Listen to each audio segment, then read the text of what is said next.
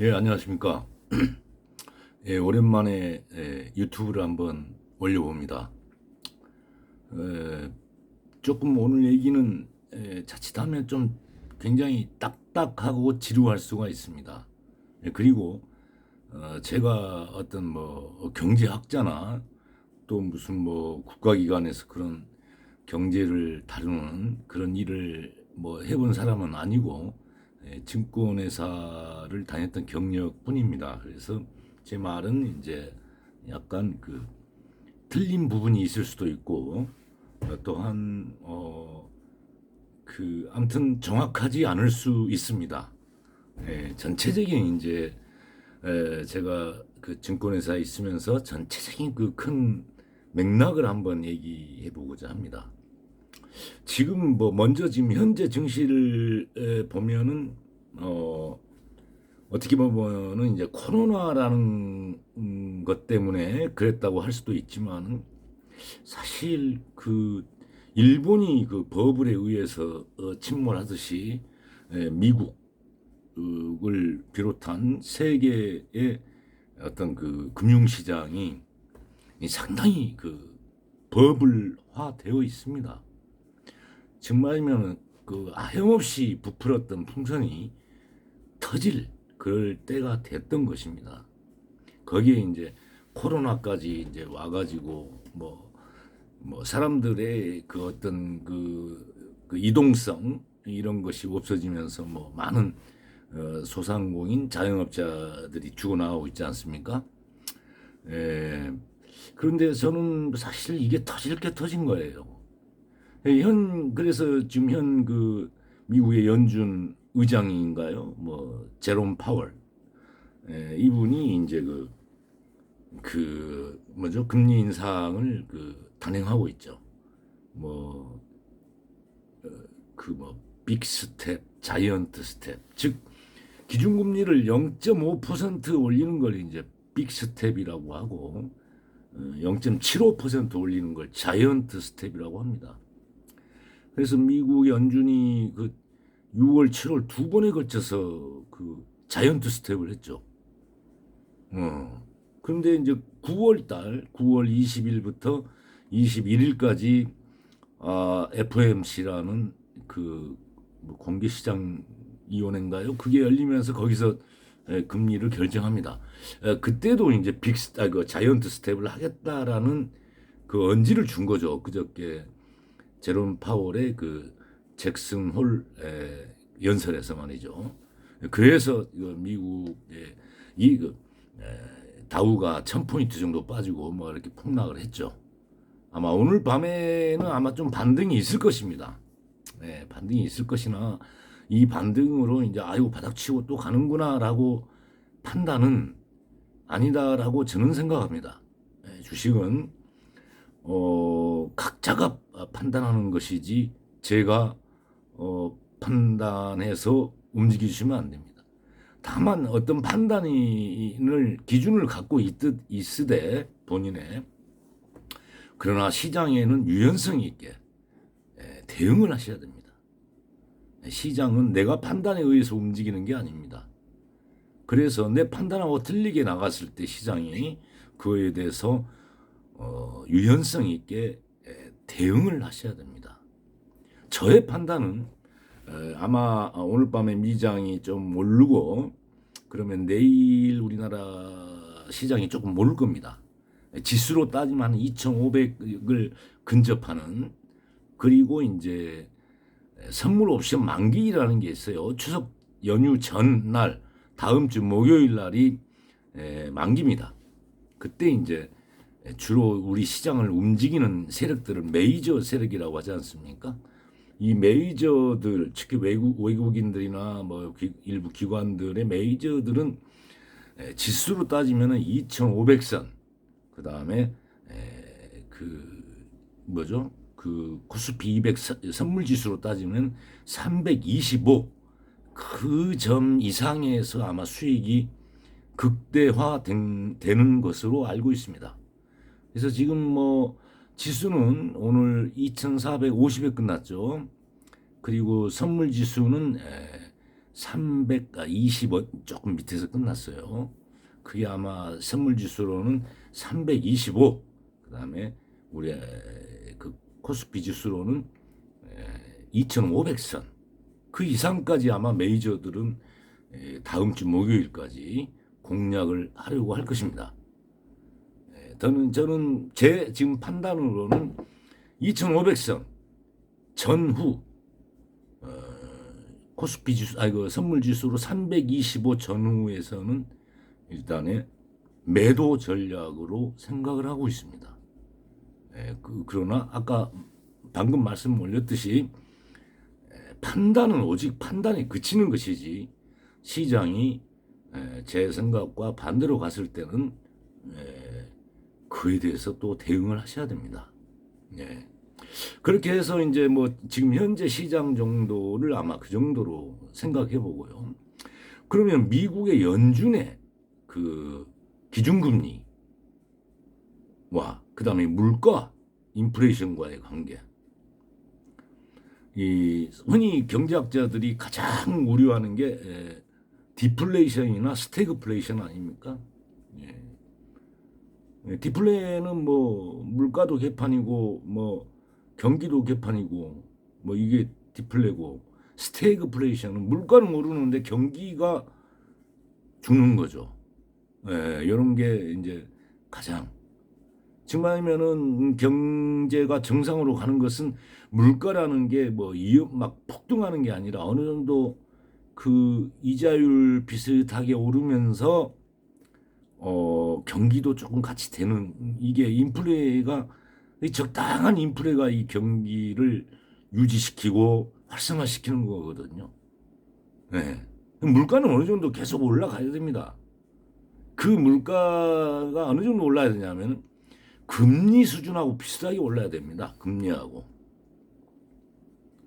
돈을 내가 가지고 1년 있다가 받는 이자랑 그 현재 내가 물건을 샀을 때 1년 후에 그 물가랑 그 오르는 속도가 거의 비슷해야 경제가 조금 선선한 구조로 움직인다, 이렇게 볼 수가 있습니다. 그런데 금리는 낮은데 물가는 계속 오르고 이런 현상이 이제 나타나면은 통화 가치가 급락하면서 정말 아마 현대 사회에서는 없습니다만은 과거에는 뭐 수레로다가 그 돈을 실어 가지고 쌀 뭐 한 마를 사온달지 뭐 이런 그 일들, 뭐 루소와 루브라 폭락, 페소와 폭락, 뭐 어떻게 화폐 가치가 급격히 이제 하락하는 거죠. 이런 현상이 현대 사회에서는 지금 여러 가지 시스템으로 이렇게 잘 서로 견제하기 때문에 없습니다만은 제가 사회에 들어왔을 때부터 그런 게 많았어요.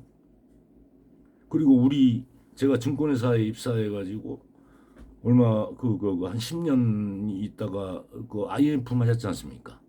IMF라는 그 참극을 맞았죠. 그래서 그걸 조금 더듬어 보면 말이죠. 미국의 통화 정책, 참 이 증권 시장하고는 그 정말 뗄래야 뗄 수 없는 유동 관계입니다. 그리고 제가 우리 IMF 터지고 나서 미국의 연준 의장이 그때 당시 그린스판, 그 다음이 버냉키, 그 다음에 뭐 앨런, 여자분이었죠. 그 다음에 이제 최근에 그 제롬 파월이 이제 연준 의장을 하고 있는데, 지난 20년 동안 이 연준하고 그 미국 정부, 그게 말이죠. 그래서 그 월가죠. 연준하면 이제 월가가 미국 증권가 아닙니까? 그래서 월가하고 미국 정부가 그 서로 짝을 맞춰가지고 미국은 통화를 남발하고, 그래서 그 비트코인 같은 가상화폐가 생긴 거예요. 우리는 화폐를 이 정도까지 찍어내고 더 이상 찍어내지 않겠다라는 게 가상화폐들 아닙니까? 근데 가상화폐에 대한 실체를 저는 잘 못 믿겠어요, 아직까지. 그걸로 아주 떼돈 버신 분도 많은데. 그래서 이제 그런 월가하고 미국 정부의 밀월 관계로 미국은 지난 20년 동안 아주 증권 시장이 아주 대대박이 생긴 거죠. 그래서 뭐 워렌 버핏 같은 이런 돈을 움직이는 사람 중에 대재벌도 나타나는 것이고, 그렇지만 이제 조지 소로스 같으신 분은 상당히 좀 어떻게 합리적인 분이에요. 오히려 제가 판단하기에는. 예? 워렌 버핏은 그냥 같이 투자해가지고 회사 좋으면 그냥 묻어놔버리고 이런 사람인데, 조지 소로스는 조금 그 시장을 조금 교란시키는 것으로도 이렇게 오해를 많이 하고 있어요. 조지 소로스에 대해서. 그래서 미국이 2000년도부터 QE라고 많이 들어봤을 겁니다. 퀀터티 이지. 우리 한국말로는 양적 완화로 이렇게 그 번역을 하고 있죠. 즉 통화를 막 무자비하게 시장에다가 살포하는 거예요. 뭐 그때 뭐 헬리콥터 밴이라고 이 헬리콥터에서 막 돈을 막 뿌리듯이 이 시장에 뿌리는 거예요. 그렇게 해서 경기를 살려왔고 이 버블이 지금 20년 동안 그 버블이 만들어진 겁니다, 사실은.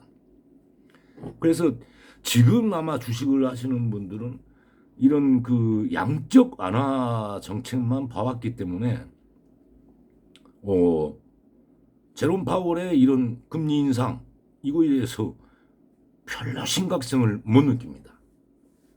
그래서 미국에서 이제 그 매파하고 비둘기파가 있었어요.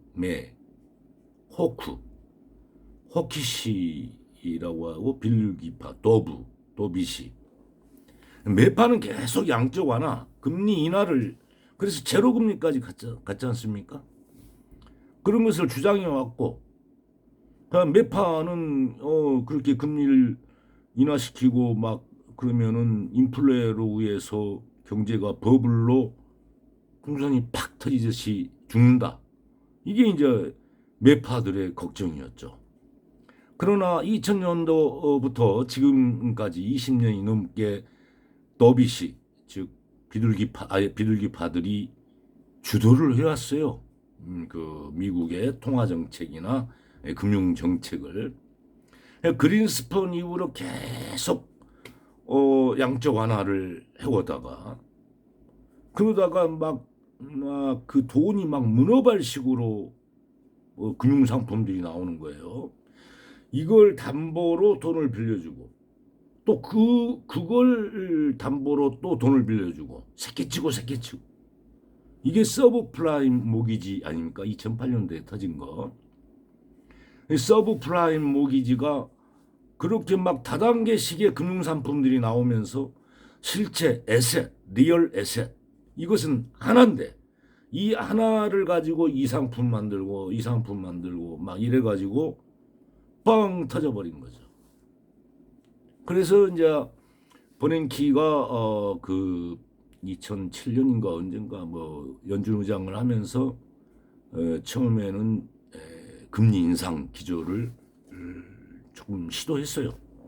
그런데 이제 서브프라임 모기지가 터져버리고 뭡니까 뭐 유명한 미국 금융회사 뭐 부도 파산하고 막 이래버리니까 버냉키도 금리 완화 그 통화 완화 양적 완화 QE라고요. 그걸로 바뀌었죠. 그렇게 해서 뭐 이제 그 계속 시장에 돈만 푼 거예요. 미국은 뭐 달러 제조국이에요. 종이 제조국. 무슨 물건 제품을 만들어서 파는 게 아니라 그냥 돈을 찍어서 막 정부에다 막 밀어주고 정부는 막 무대포로 돈 써버리고 막 그렇게 해가지고 경기를 이렇게 확장시켜 왔거든요. 미국이. 그러다가 이제 앨런 때도 앨런이 2015년인가 14년인가 취임해가지고 앨런 때 약간의 또 금리 인상 기조를 펼쳤어요. 예. 그러니까 거의 그 버냉키가 취임 초에 잠깐 금리 인상 기조를 취하다가 서브프라임 모기지 2008년에 맞고 금리 완화로 아이고 그 통화 완화로 그 정책 기조가 바뀌었고 그 다음에 앨런 때 초창기에 그저 금리 인상 기조 매파적으로다가 통화 정책을 운영했는데 그대로 다시 또 QE로 바뀌었어요. 양적 완화로. 그러니까 경기를 이게 그 금리 인상하면 경기가 위축되거든요.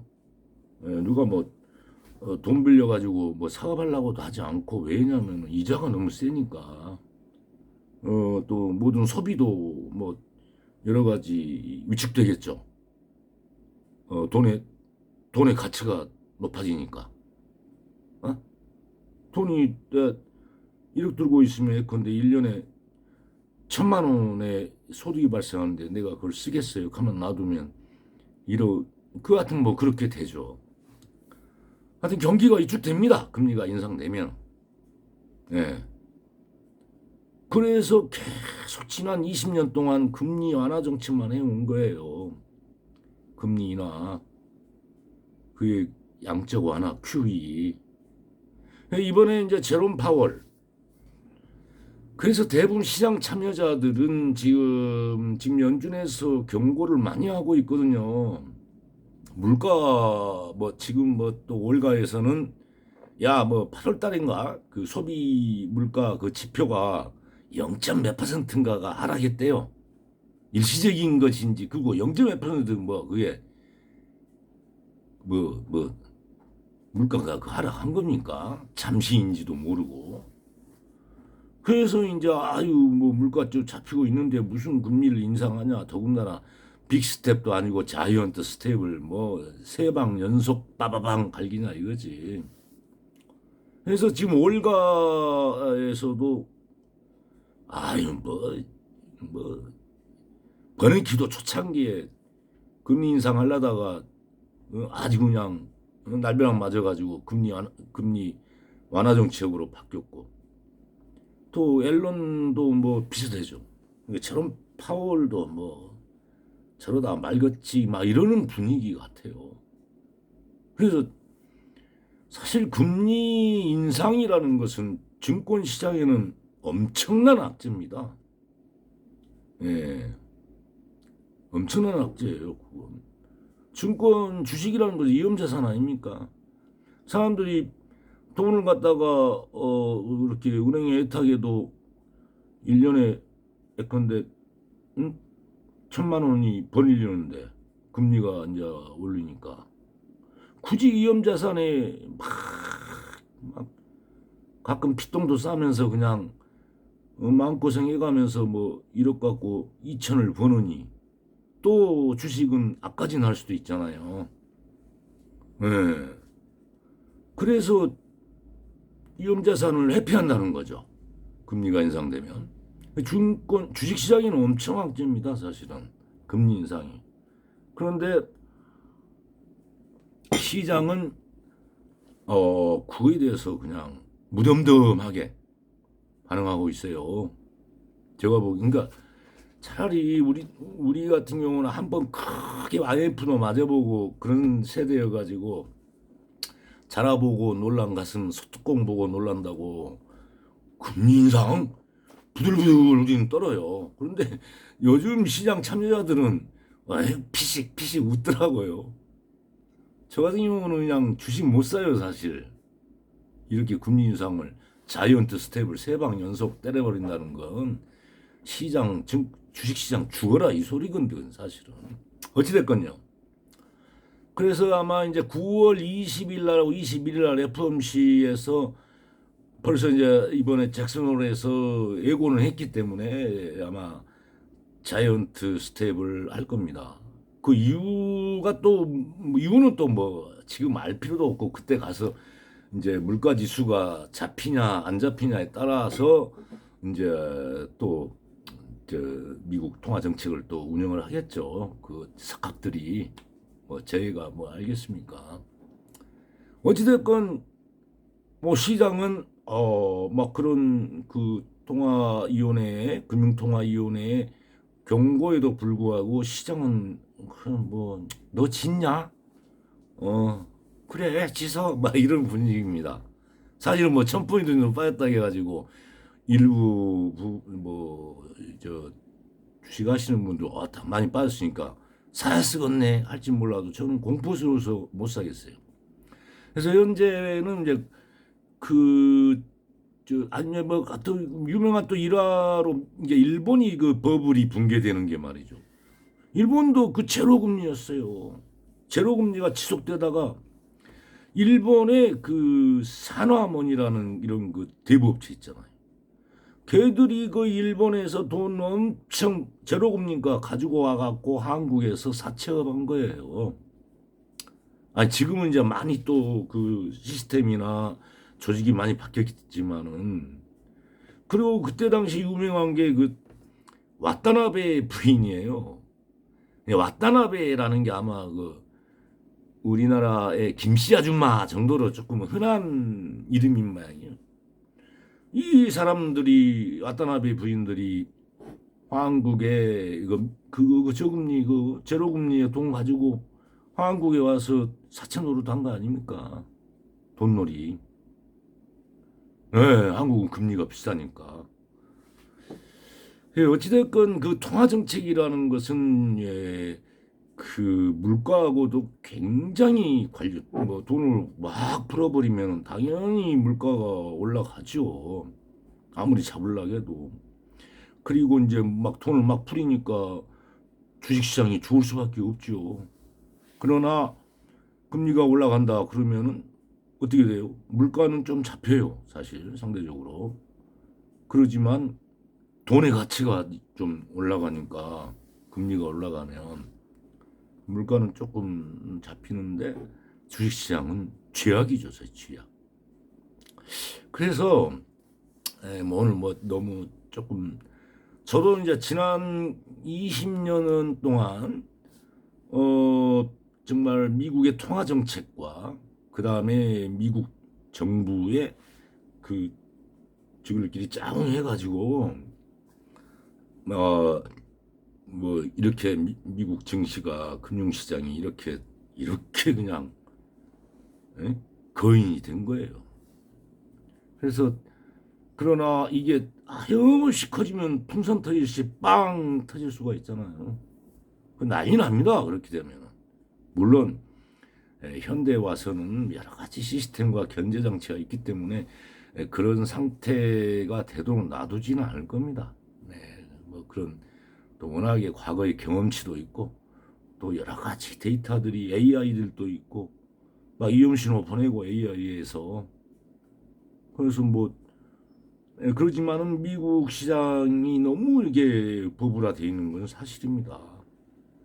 그래서 지금 금리 인상은 어쩔 수가 없어요. 여기서 금리 인하로 더 양적 완화를 하면은 풍선이 터지거든. 약간 홀쭉하게 공기 좀 빼야 돼. 그래서 이제 뭐 물가 가장 그 위험 신호가 그 물가거든요. 물가가 폭등해 갖고 돈의 가치가 폭 나가면은요 주식 아무리 오르면 뭐 합니까? 그래서 저는 이제 현재 시장은 아까 얘기했듯이 종합주가지수 2,500, 그 다음에 선물지수는 325.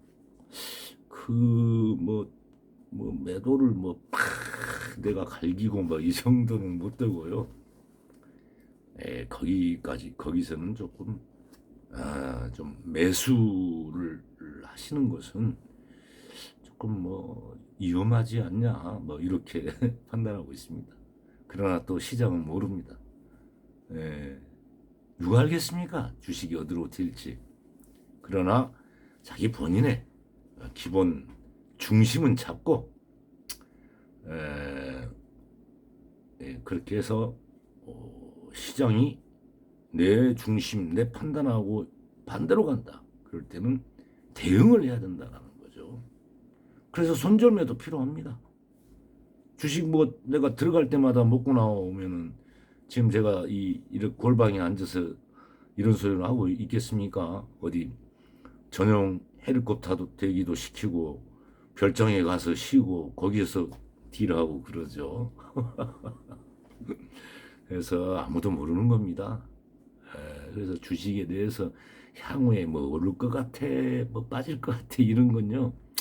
그냥 감을 서로가 얘기하는 거예요.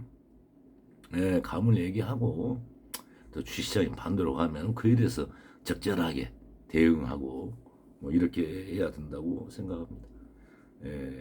말 자체가 너무 두서없이 왜냐하면 제가 어떤 뭐 어디 가서 뭐 연설하는 것도 아니고 저 혼자 이렇게 과거에 이렇게 경험해 왔던 것들을 파노라마식으로 이렇게 얘기하다 보니까 말이 좀 두서가 없고 또 내용이 부정확한 면도 있다는 것을 다시 한번 말씀드립니다. 좋은 밤 되시고 주식시장에 대해서 잘 대처하시기를 바라겠습니다. 네, 들어가겠습니다.